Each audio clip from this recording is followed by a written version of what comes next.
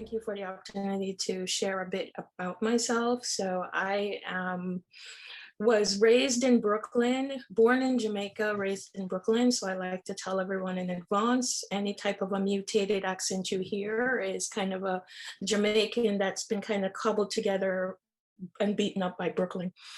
I moved to the United States when I was 11 and spent most of my education in New York City. Stony Brook University is my alma mater. I love it. Unfortunately, I went there.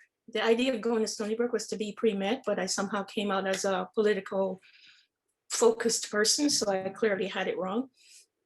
I did law school in Florida, largely because I did not I had a really important person in my life. My life has been guided by what I call invisible angels. And when I actually graduated from Stony Brook, even though I had a degree in political science, I went to work as a secretary uptown.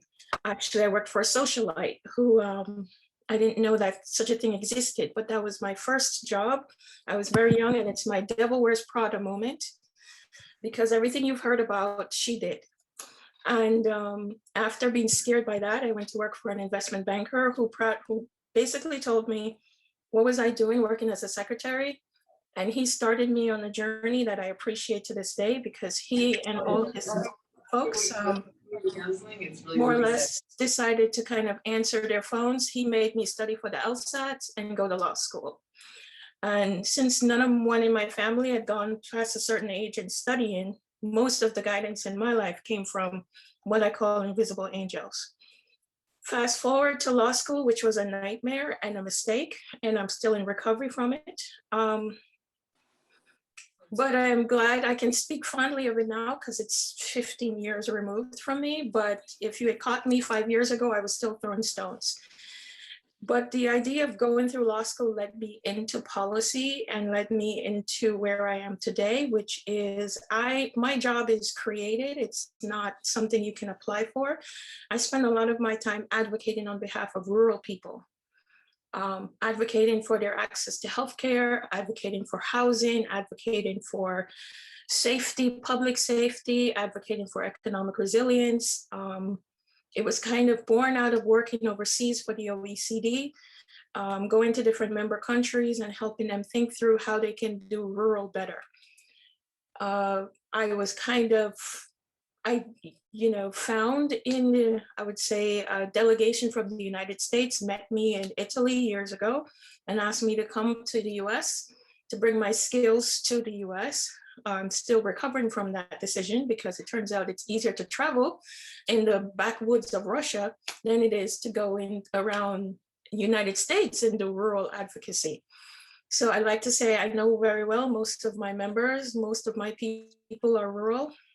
And it's also quite ironic, since we don't necessarily share the same culture. And I do recognize when I go into the backwoods of Kentucky to talk to them about better housing and water, it's also jarring, because I'm an African American. So that's also been very interesting in my work, is to deal with folks who are still dealing with change. I would like to say I love it. Most presently, that's led me to be advocating in the last 3 years on behalf of substance use. As many of you know, a lot of folks are dying from drug use. So they asked me to come in, and I was moved over to the White House to do the same thing that I do everywhere, advocate on behalf of rural.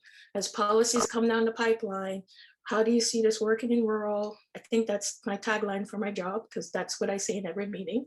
How do you see this working in rural?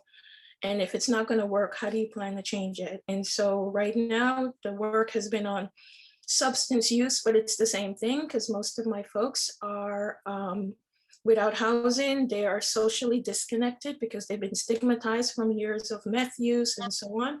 So it's about how to get services back to them, and just some to help them to restore their dignity. I will add a new caveat. So this is breaking news.